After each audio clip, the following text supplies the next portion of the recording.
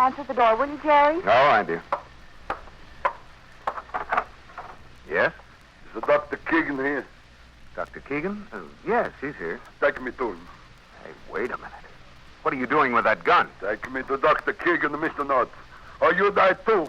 Mr. and Mrs. North, transcribed, starring Richard Denning and Barbara Britton. Listen as Pam and Jerry solve the mystery, Operation Murder.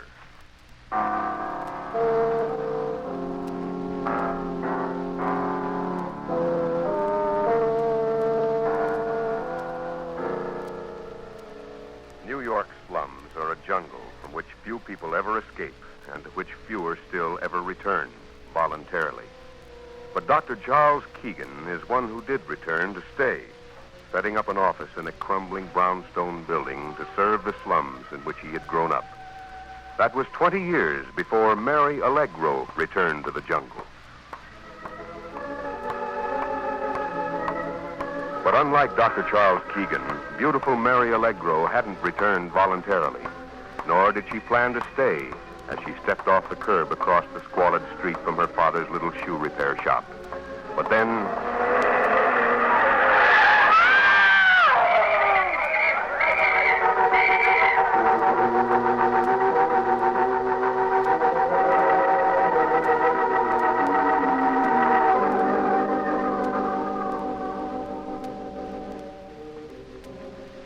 I just come from the hospital, Doc.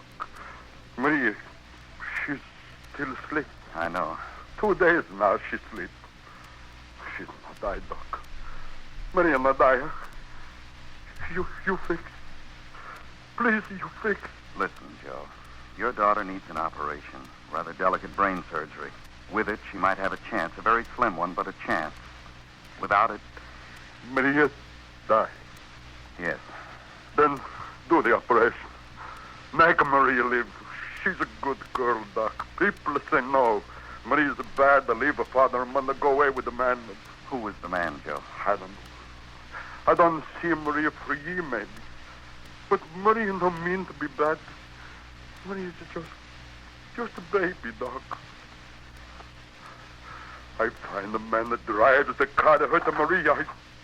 Charles. Yes, Helen. Hello, Mrs. King.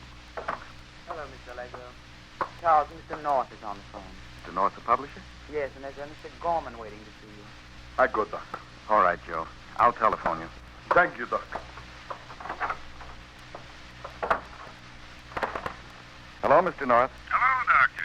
Look, I just finished your manuscript, and I like it. Well, that's very good news, Mr. North. When could we get together for a talk, Doctor? Well, anytime you say. The sooner the better. How about lunch today? I'm meeting Mrs. North at the Colonial Club at 1. Could you join us? Well, at the Colonial Club? Well, yes, but the automat's a little more in my class. Don't worry about the check. I'll deduct it from your first royalty payment. See you at 1. All right, Mr. North. Helen, he likes the book. Lunch at the Colonial Club. My, aren't you? Mr. North is paying for it, Helen. Naturally. Well, I hope you're a bigger success as an author than you have been as a doctor. Helen. I'll have Mr. Gorman come in. Doctor, we'll see you now. Thanks. Sit down, Mr. Gorman. Thanks. What can I do for you? I'm a friend of Mary Allegro. Oh? Are you the man that married... Yeah. I see. How is she, Doc? Her condition's very critical. I'm operating late this afternoon. Whether the surgery will save her, I don't know. What do you say the chances are? 1 in 10, 1 in 100, 1 in... This isn't a bookie joint, Mr. Gorman. I don't quote odds. Okay. Look, Doc, here's what I came for. Me and my friends know about the swell job you're doing among the poor folks down here, and we'd be willing to help the work along with a little donation of, let's say, $25,000. If you guarantee that Mary's operation is a success. Well, Mr. Gorman, I can't guarantee that... Of course, your idea and my idea of a successful operation might be a little different. What's your idea? You know the old gag, Doc? The operation was a success, but a patient died. Are you suggesting that I deliberately... Yeah. Get out. Take it from me, Doc. Mary'd be better off. You'd be helping yourself and doing her a favor. Why, you... Now, get out. That wasn't smart, Doc. I'm telling you for the last time, Gorman. Get Relax, I'm going. Call the police, Doc? Yes. That's not smart either, Doc. You got a wife. You wouldn't want anything to happen to her, would you? Nothing's going to. You can't be too sure. Sometime next week, next month, next year, something might happen to her. Like what happened to Mary Allegra, maybe. You turned down my offer, okay. No hard feelings. Just don't try to be a hero. Now, how about it? So long, Doc.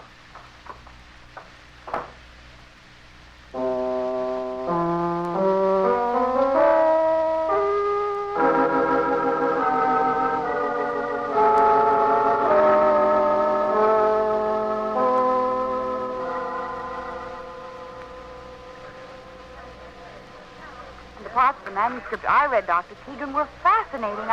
I didn't think the story of a doctor's work among the underprivileged could be so engrossing. But there are the weaknesses I pointed out, Doctor, and, well, I think if you... Is something wrong, Doctor? What? Oh, sorry, Mr. Norton. You haven't touched your lunch, Doctor. I'm afraid I've too much on my mind to be interested in food, Mrs. North. I have a rather critical operation to perform late this afternoon. Oh, well, then why don't we discuss the changes some other time? Well, how about this evening? That'd give me some time to think about them and what you have in mind. All right, fine. Let's make it 8:30 at my place. Well, I'll be there. Waiter, check, please. Yes, sir. Could we drop you somewhere, Doctor? No, thanks, Mrs. North. Helen, my wife, came uptown with me. She's meeting me here. Well, you should have had her join us. Some other time. Well, that's a date. See you later this evening, Doctor. Goodbye, Dr. Keegan. Goodbye. Mrs. North wears beautiful clothes, doesn't she? Helen, how long have you been here? 5 minutes. Well, why didn't you come over and meet the North? Looking like this? No, thank you. Bad enough having the waiter look at me as though I belonged out in the kitchen washing dishes. Look, Helen, when the book is published and we get some money... We'll pay up our bills, buy some new equipment for your office, and use the rest to live on while you take care of a lot of people who haven't enough money to buy a bottle of aspirin. Don't make any promises, Charles. I know what'll happen. Helen, what is it? What's the matter? You know what's the matter. I'm fed up. Right up to here. Come into a place like this, I see a woman like Mrs. North wearing beautiful clothes. I think how that could be for us, too, if you didn't have this missionary spirit. What do you want me to do? You had your chance this morning. What do you mean? I heard what that man Gorman asked you to do. Helen, are you proposing Think that of it. $25,000, Charles. What we could do with it. We could go away. We could set up a decent practice. We could have a home, a nice home, a place where we could look out our window and see something besides open garbage cans. We could have... Stop it, Helen. Stop it. How can you sit there and ask me to murder? Charles, listen. Mary Allegro may die anyway, even with the operation, no matter what you do. She isn't going to die. She mustn't. She can't. But she might, so I... Charles! Charles, where are you going? I need some fresh air. Charles! Charles! Is there anything wrong, madam? No. No, there's nothing wrong. Nothing at all.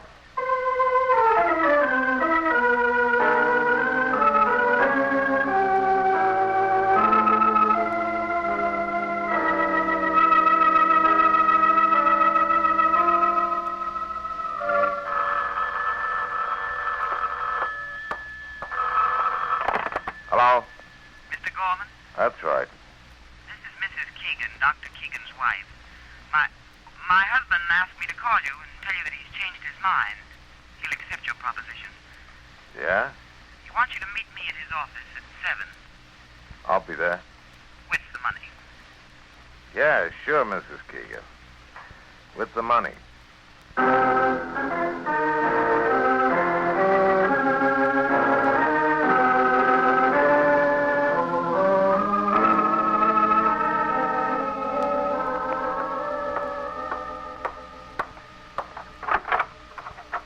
Mrs. Keegan? In here, Mr. Gorman, in the doctor's office. Close the door to the reception room, please. Yeah.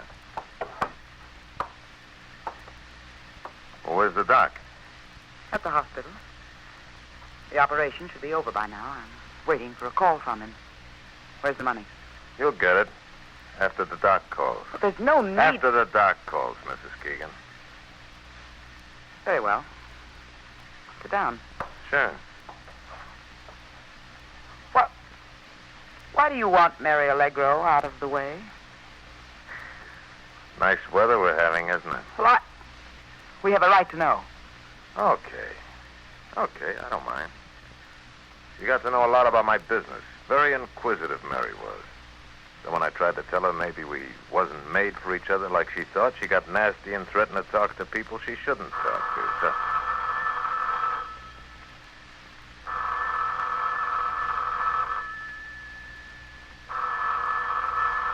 The telephone's ringing.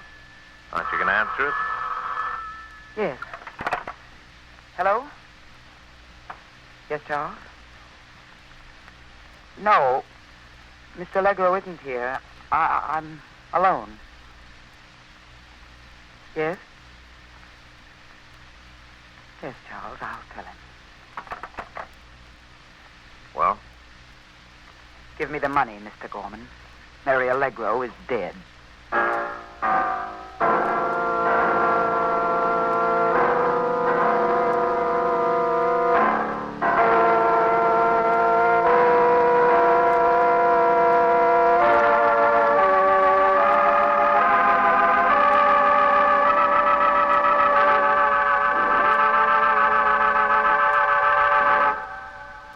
Desperados murder an innocent man to lure Marshal Matt Dillon out of Dodge City long enough for them to rob a bank.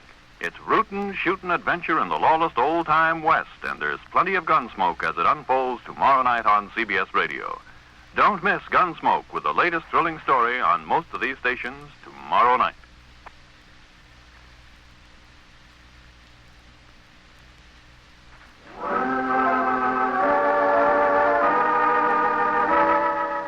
And now back to Mr. and Mrs. North.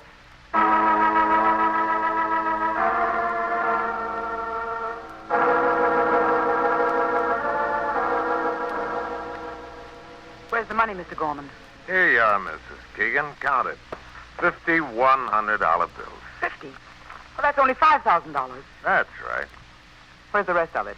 There isn't any rest of it, Mrs. Keegan. That's it, all of it. You told my husband you'd give him $25,000. Sure, that's what I told your husband, but that isn't what I told you. You can't get away with this. You give me the rest of that money or I'll... Oh, you'll what? Tell the doc?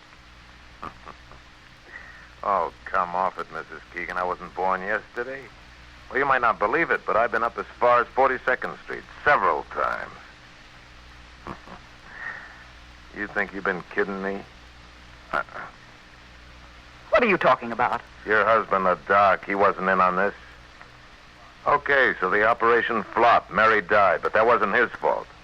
He did the best he could. He wanted to save her like she was his own daughter. No. Yeah, Mrs. Keegan. Listen, I saw the look in his eyes when he clouded me this morning. A guy with a look like that doesn't change his mind about a thing like this, never. He did, I tell you he did. Mary Allegro meant nothing to him. She was just a little tramp. Why should he save her life? Because he's a doctor, and you can't buy him for $25,000. I know, I tried. You bought my husband. I bought you. Just you. Well, look, you were playing me for a sucker. I didn't have to give you a cent. Not a cent. So you take the $5,000 and be glad you Wait. got... What's the matter? I thought I heard someone in the reception room. Mr. Allegro! Mr. Allegro.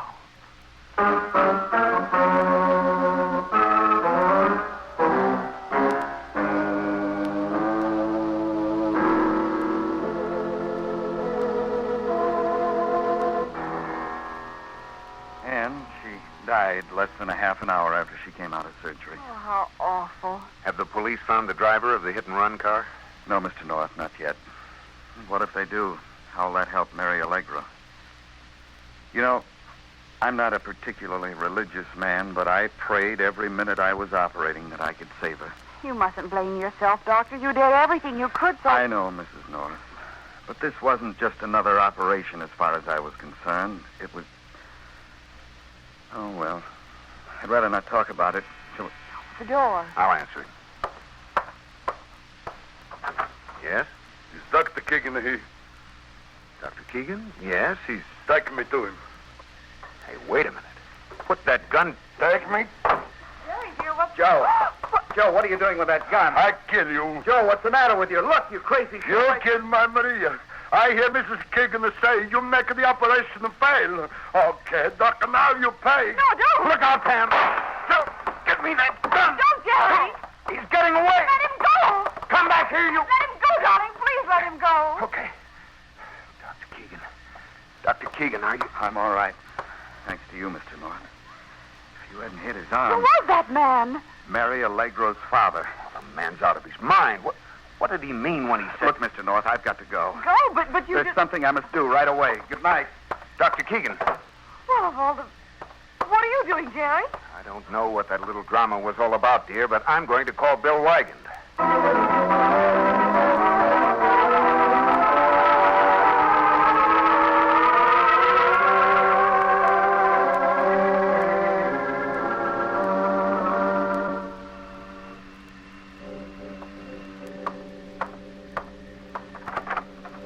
Well. Hello, Doc. I want to talk to you, Gorman. Why, sure, Doc. Come in. Where's my wife, Gorman? How should I know? She wasn't at home or at my office. I thought she might be here. Why should she be? Let's not play games, Gorman. You paid my wife some money tonight, didn't you? Yeah. Yeah, as a matter of fact, I did. How much? $5,000. Why? Relax, Doc. I know you did the best you could for Mary Allegro. Then why did you give Mrs. Keegan $5,000? She took a chance. She gambled that Mary would die. Well, I like gamblers. That's why I paid her. You didn't figure that the money would give you a hold on me through her. Doesn't it? No. Oh? You outsmarted yourself, Gorman. I was afraid of you this morning, afraid for my wife. But I don't have to be anymore. Helen and I are through. After I find her and make her tell the truth to the police.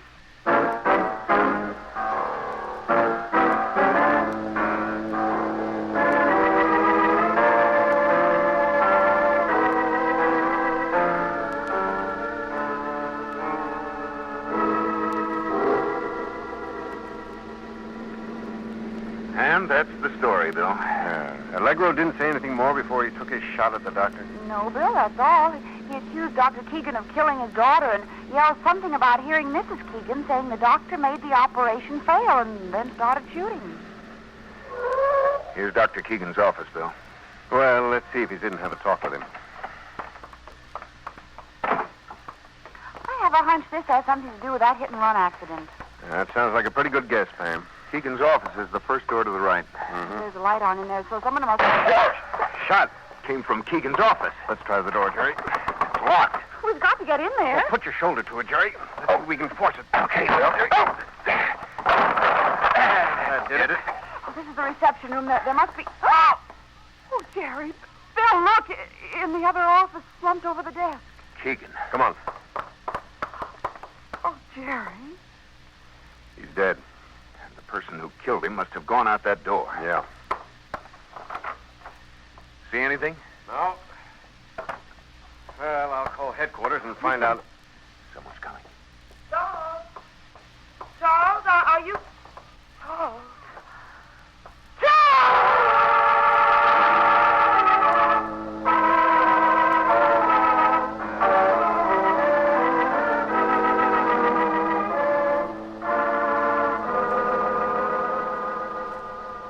And you've no idea what Allegro meant when he accused your husband of making his daughter's operation fail? I've told you, Lieutenant. No, not the slightest. The man must be insane. Do you have to ask me these questions now? I'm sorry, Mrs. Keegan, but I do. Excuse me a moment, please. Is the medical examiner through, Jerry? Yes, Bill. They just removed Keegan's body. Well, look, there's nothing more I'll want you and Pam for, so why don't you go on home, huh? All right, Bill. Oh, by the way, Bill, this envelope was on the desk under Keegan's body. It's the manuscript I gave back to him at lunch today. Well, do you want to take it? No, if it's all right with you. Oh, sure, go ahead. Thanks. Good night, Bill. Good night, Jerry. Pam? Good night, Bill. Well, now, Mrs. Keegan, let's get down. What the... Now, where the devil she get to?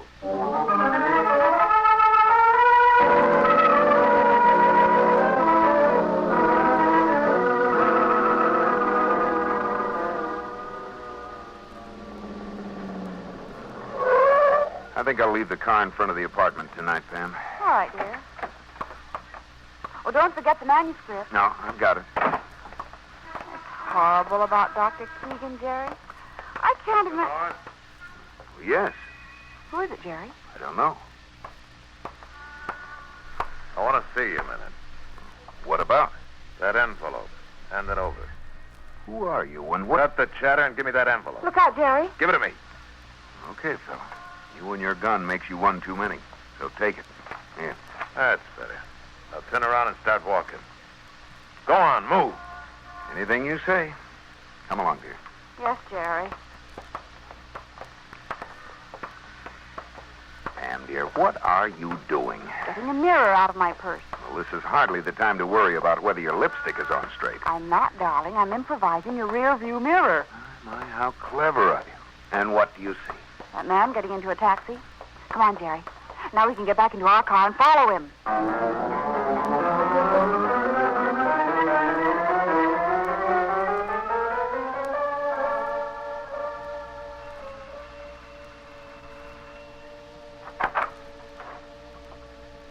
Mr. Gorman, Yeah. did you get the envelope? What's it look like? Oh, thank heaven. Now, look, Mrs. Keegan, we're in trouble. Bad trouble. And you running out on that homicide guy didn't help. Hold it. Who could that be? I don't know. Get in the other room. Go on, will you?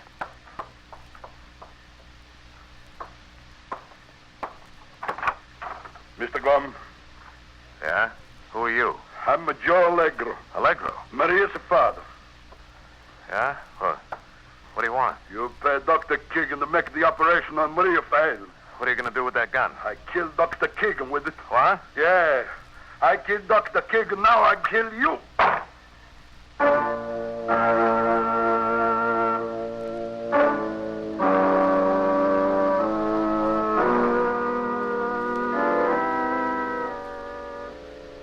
Haven't you any idea why he'd want that manuscript, Jerry? Not a one, Bill. But whatever the reason, he wanted it badly enough to have used his gun to get it if necessary. And what's the address you followed him to? 231 Stanton Street. It's an apartment house. The elevator went up to the 7th floor, but there are only 2 apartments to a floor, so he won't be hard to find. We got the 2 names on the 7th floor from the mailbox. What are they? Well, one's a Mr. and Mrs. Craig, and the other one's a man named Tex Gorman. Tex Gorman? That name means something to you, Bill? Yeah, a lot. Look, Jerry, Stanton Street's only a few blocks away. I'll meet you out in front of 231 in 5 minutes.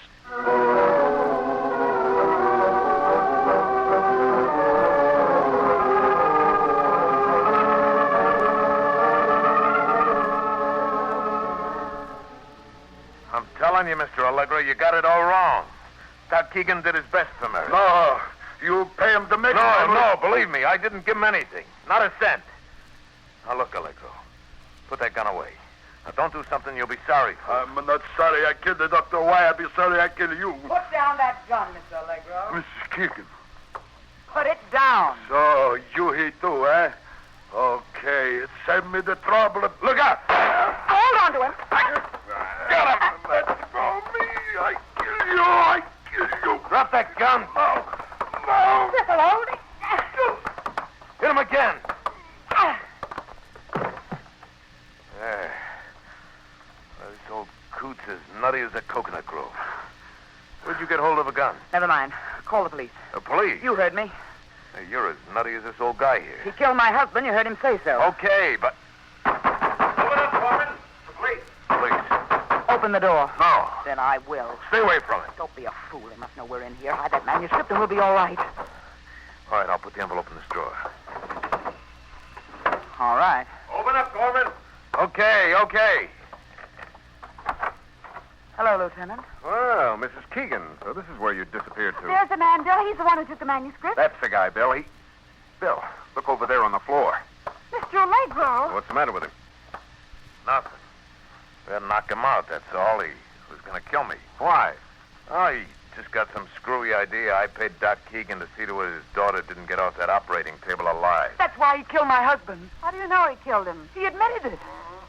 Allegro's coming around, Bill. Then ask him. Go on. Do you understand what she's saying, Allegro? She says you admit killing Dr. Keegan. Now, is that true? Yes. I followed him from the hospital to the apartment. I killed him. You followed him from where, Allegro? From the hospital to the apartment. You there, you see me kill him. Wait a minute, Bill. Allegro thinks he killed Keegan when he took a shot at him at our place. I did. Oh, no, you didn't, Mr. Allegro. Well, in that case, it looks as though we'd better get back to you, Tex. Now, suppose you start by telling us what you wanted with Dr. Keegan's manuscript. What manuscript? The envelope you took from Mr. North and me. I don't know what you're talking about. I never saw you two before in my life. you... No. Take it easy, Pam. Take it easy. A story like Gorman's won't stand up in a murder trial. A murder trial? Why, sure, Gorman. What do you think you were going to get for killing Keegan? A 2 weeks vacation in Florida? I didn't kill Keegan. Why would I? To keep him from going to the police about your little offer. We might want to know if you hadn't tried to kill Mary Allegro before in a hit-and-run accident. No. Then why'd you take that manuscript from the North? Okay, I'll show you why. No. Yeah. Here, Lieutenant, take a look at this. It was stuck in the envelope with the manuscript. What is it, Bill? A confession written for Mrs. Keegan to sign. A confession of what, Bill? That she accepted $5,000 from Tex Gorman without her husband's knowledge or consent. Keegan wrote it. How do you know? She told me. After she took a powder on you, Lieutenant, she called me and told me I had to get the envelope from the North here. Okay, Gorman, but you wouldn't want this floating around any more than Mrs. Keegan would. So this doesn't help you very much. Oh, but it does. Does what? Help Tex Gorman. How, Pam? Obvious. Oh, Pam, dear, you always say something is obvious when you know perfectly well it isn't. All right, then it isn't obvious. No one in the world could possibly see that the person who killed Dr. Keegan is the person who first knew about the statement he wrote for his wife to sign. Oh, Pam. And it's the most obscure thing that since Mrs. Keegan told Tex Gorman to get the envelope from us, she knew about it first. And... Look out, Bill. Grab her, Jerry. I've got her. Get your hands off me. Sit down, Mrs. Keegan. Sit down and relax. And it's practically incomprehensible that Mrs. Keegan couldn't have known about it first, unless she'd killed her husband, but couldn't take the statement with her then because we were right outside the office door. Okay, Pam, okay. You're right. You win. Darling, that's obvious. All right, Mrs. Keegan. You and Gorman are going for a one-way ride with me to headquarters.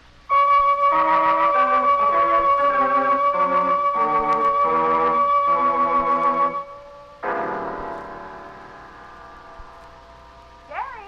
Yes, dear? Darling, it's almost 2 o'clock. Aren't you coming to bed at all tonight? Oh, sorry. I got to looking over Keegan's manuscript again, and I forgot the time. I've been thinking about him. Oh, golly, Jerry, I'm glad you're not a doctor. Yeah, Dr. Keegan, anyway. Just any doctor. Who could that be? Yeah, I'll answer. Hello. Oh, hello, Mac. Yeah. I see. All right. Who was it, dear? Foreman of the print shop. They've lost the plate to page 51 of that new novel we're bringing out, and I've got to go down and help them find it.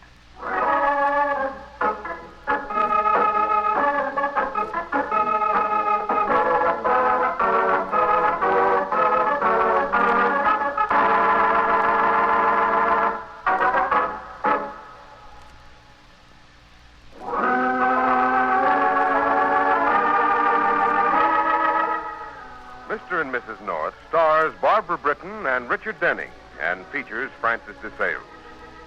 Be sure to join us again next week when Pam and Jerry are let in for a hot time by a visiting fireman who comes to New York to claim his mail-order bride and finds he has lost the race with death in the mystery Murder by Mail.